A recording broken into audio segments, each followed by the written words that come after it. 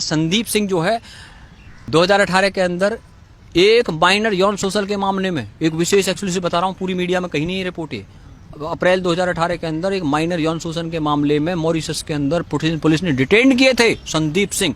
उसकी जी न्यूज की वेबसाइट पे ये रिपोर्ट पड़ी हुई है और भी कई न्यूज चैनल्स पे जाके देखिए आप। बताइए किसने उसका रिकॉर्ड खंगाला? ये क्या इन्वेस्टिगेशन कर रहे हैं भारत के चैनल? जो सीबीआई लेके आ रही है कुछ चैटों को, उनको ही दिखा रहे हैं, अपनी इन्वेस्टिगेशन कर रहे हैं लोगों की। बताइए आप। दिशा सालियान जो इसकी पूर्व मैनेजर थी, उसकी 8 जून को हत्या हुई है। दिशा सालियान का पोस्टमार्टम कूपर हॉस्पिटल में, सुशांत सिंह राजपूत का पोस्टमार्टम कूपर हॉस्पिटल में, दिव्या भारती का पोस्टमार्टम कूपर हॉस्पिटल में, जिया खान का पोस्टमार्टम कूपर हॉस्पिटल में, समीर शर्मा की अभी डेथ हुई है उसका कूपर हॉस्पिटल में, कुशाल पंजाबी कूपर हॉस्पिटल में। अरे सबके पोस्टमार्टम कूपर हॉस्पिटल में हो रहे मेरे भाई। और आपको एक बात बता दूं जितेंद्र बाबू, इनका क्रिमिनल माइंड है, इनके मेंटरों का। उसका एग्जाम्पल दे दूं आपको क्रिमिनल माइंड का, कि जो दिशा सालियान की मौत हुई है ये हुई है दिव्या भारती के अंदाज में। दिव्या भारती को 5 अप्रैल 1993 को जुहू के तुलसी अपार्टमेंट के 5वें फ्लोर से गिरा के मारा गया, या वो मरी ये अभी रहस्य में रहा। लेकिन ये सेम मामला जो था ये बाजीगर फिल्म के अंदर दिखाया गया। शाहरुख खान ने शिल्पा शेट्टी को गिरा करके मारा बाजीगर फिल्म में। ये फिल्म जो रिलीज हुई थी 12 नवंबर 1993 को, और दिव्या भारती की डेथ हुई है 5 अप्रैल 1993 को, यानी उसी साल में ये फिल्म रिलीज हुई है बाजीगर। और इस फिल्म की स्क्रिप्ट किसने लिखी है पता आपको? रॉबिन भट्ट, जो कि महेश भट्ट के भाई हैं। और रॉबिन भट्ट जो है वो उसकी मदर थी, हिंदू माँ से है वो, और जो महेश भट्ट है वो मुसलमान माँ शिरीन मोहम्मद से है। इनके जो पिताजी थे नाना भाई भट्ट, उसकी 2 वाइफ थी, एक हिंदू वाइफ थी हेमलता, जिसके बेटे रॉबिन भट्ट जिसने बाजीगर फिल्म की स्क्रिप्ट लिखी है, और दूसरे जो उसकी वाइफ थी नाना भाई भट्ट की, वो कौन थी? शिरीन मोहम्मद, जिसके बेटे महेश भट्ट हैं। और महेश भट्ट कश्मीरी पंडित है, नाना भाई भट्ट। उनको कश्मीरी पंडितों की आवाज उठानी चाहिए थी, लेकिन उन्होंने कश्मीरी पंडितों की आवाज नहीं उठाई। बॉलीवुड के अंदर ये कहते हैं ना भाई वहां पे इनका कहां से इनको माफिया बता रहे हो, मैं बताता हूं माफिया को बता रहे, सबूत लो।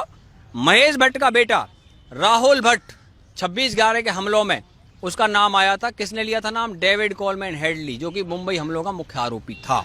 उसने रेकी करवाई थी डेविड कोलमैन हेडली से मुंबई के अंदर। चलो उसमें ना जाते हुए हम आपको और आगे की बात बताते हैं। 1990 से लेकर के 2020 तक जितनी भी हत्याएं बॉलीवुड के अंदर हुई है, किसी में सजा नहीं हुई आज तक। जिया खान का मामला, जिया खान की जो 3 जून 2013 को जो हुआ, उसके अंदर मुख्य आरोपी राहुल सूरज पंचोली का कुछ हो गया। दिव्या भारती मुख्य आरोपी साजिद नाडियाडवाला पे आरोप लगता है उसका कुछ हुआ, 1998 में उसकी फाइल बंद कर दी गई।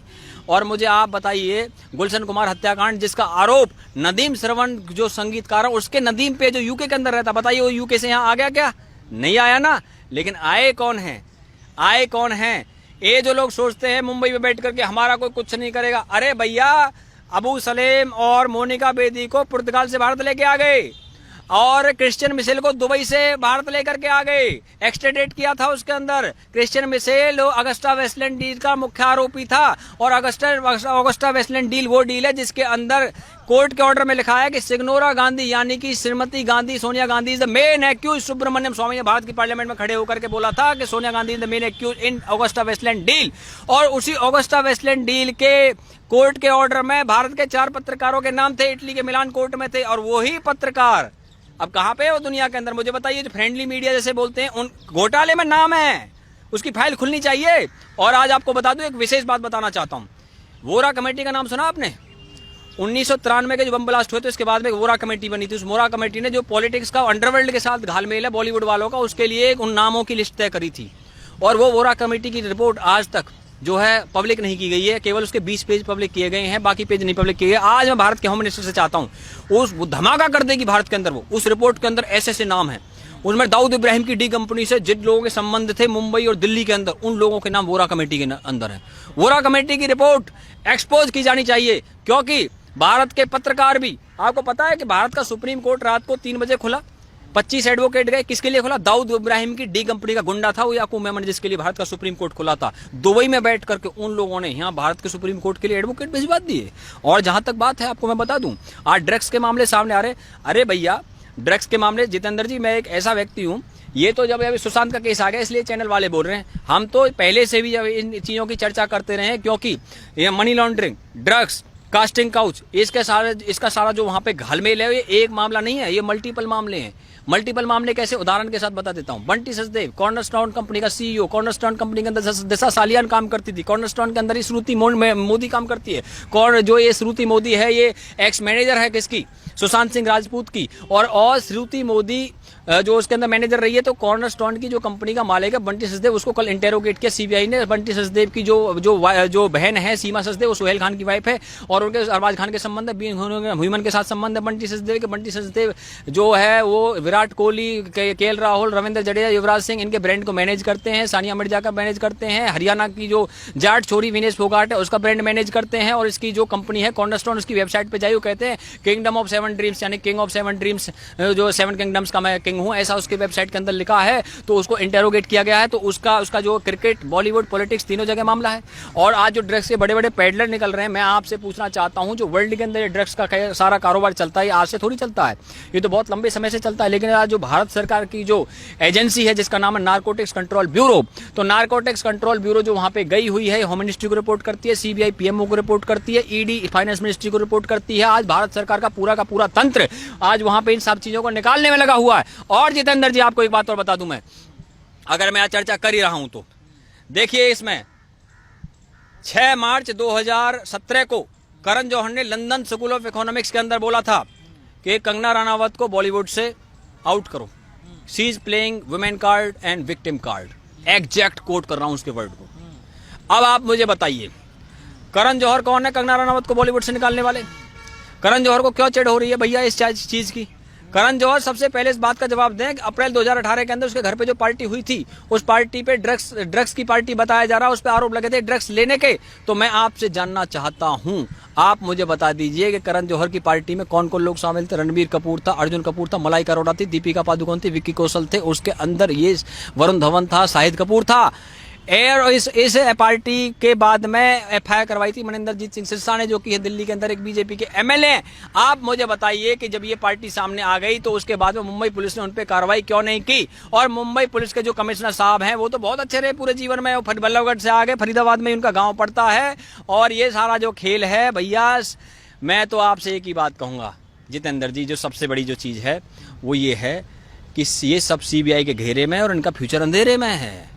और जहाँ तक मैं आपको एक बात और बता दूं, गम की अंधेरी रात में दिल को ना बेकरार कर, और सुबह जरूर आएगी, सुबह का इंतजार कर, क्योंकि एक जो ताकत है, दिव्य ताकत, जो इन सब की जांच करा रही है। इसीलिए क्या कहते हैं कि जुल्म इंसान का जब हद से गुजर जाता है, वो किसी और ही सूरत में पास आता है, ना जाने किस रूप में वो हमसे मिला है यारो, जिसका कोई नहीं, उसका तो खुदा है यारो। बहुत से लोग कह रहे हैं कार्रवाई कब तक चलेगी, कब तक होगी। हम तो क्या है, वो फरिश्तों को आजमाता है, मिटाकर बनाता है, बनाकर फिर मिटाता है। आदमी टूटकर 100 बार जुड़ा है यारो, और जिसका कोई नहीं, उसका तो खुदा है यारो। और मेरे भाई, इसमें जो है, क्योंकि दिव्य प्रेरणा काम कर रही है, इस सिया से कभी हमने किनारा ना किया, मगर तेरी रहमत ने गवारा ना किया। और आपको बता दूं जितेंद्र जी एक बात, देखिए सबसे बड़ी चीज़ क्या है कि ये रिया चक्रवर्ती, ये संदीप सिंह और ये जो सारे लोग हैं, आपको पता संदीप सिंह जो है 2018 के अंदर एक माइनर यौन शोषण के मामले में, एक विशेष एक्सक्लूसिव बता रहा हूँ, पूरी मीडिया में कहीं नहीं रिपोर्ट है, अप्रैल 2018 के अंदर एक माइनर यौन शोषण के मामले में मॉरिशस के अंदर पुलिस ने डिटेन किए थे संदीप सिंह। उसकी जी न्यूज की वेबसाइट पे ये रिपोर्ट पड़ी हुई है, और भी कई न्यूज चैनल्स पे जाके देखिए आप। बताइए किसने उसका रिकॉर्ड खंगाला? ये क्या इन्वेस्टिगेशन कर रहे हैं भारत के चैनल? जो सीबीआई लेके आ रही है कुछ चैटों को, उनको ही दिखा रहे हैं, अपनी इन्वेस्टिगेशन कर रहे हैं लोगों की। बताइए आप, हम ले लेकर के आ रहे हैं इन सब चीजों को। और दूसरी बात यह है कि जो इन लोगों ने आज ये केस आया है, तो क्या ये इस केस से पहले ये ड्रग्स के खेल नहीं चलते थे वहां पे? तो आज तक किसी चैनल ने क्यों नहीं दिखाया उनको? अब जब कोई केस हो जाता तभी दिखाएंगे ये। ना तूने सिग्नल देखा, ना मैंने सिग्नल देखा, एक्सीडेंट हो गया। जब कोई एक्सीडेंट होगा तभी बात होगी उस चीज की, कोई उसके बगैर भी बात हो जाएगी? अरे भैया जितेंद्र जी, ये जो सारे गेम चल रहे हैं ना वहाँ पे, देखो अंडरवर्ल्ड का बहुत बड़ा नेटवर्क बॉम्बे में काम करता है, और ये सारा जो नेटवर्क है अंडरवर्ल्ड का, वहाँ पे ये 1990 के समय में बहुत जोर था वहाँ पे, शिवसेना ने उसको कम किया था।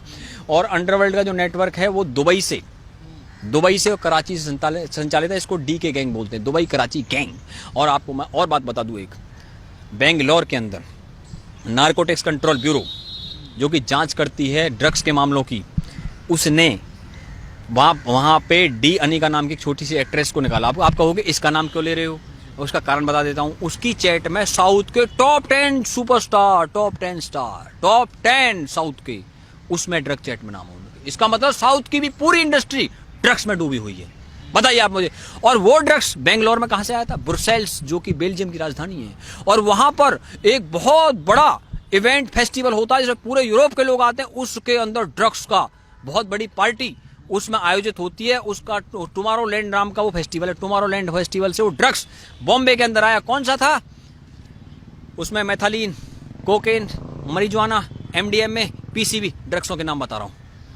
ये थे वहां पर। और आर रविंद्रन डी कनिका को वहां पे उन्होंने डिटेन किया, अरेस्ट किया।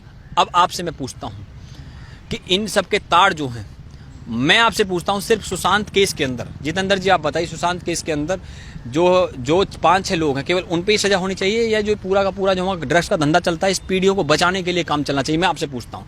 मैं भारत की जनता से भी जानना चाहता हूं, आपको सिर्फ जो है सुशांत के मामले में तो उनको तो सजा होगी ही होगी, कोई रोक नहीं सकता, लेकिन क्या सिर्फ उनको, आपको सिर्फ उन पे ही कार्रवाई चाहिए या जो पीछे सारा जो ड्रग्स की दुनिया इसको खत्म करना चाहिए? बताइए आप मुझे। अरे भैया मेरे का हिंदुस्तान में कहावत है जमीनी स्तर की कि उंगली पकड़ते हैं ना जो लोग, वो पूरा हाथ भी पकड़ लेते हैं। तो उंगली पकड़ के हाथ पकड़ने का खेल चल रहा है। और इस सारे खेल के अंदर इतनी सारी मछलियां हैं, बड़ी मछलियों को पकड़िए आप। हिंदुस्तान में कहावत है चोर को मत पकड़ो, चोर की मां को पकड़ो।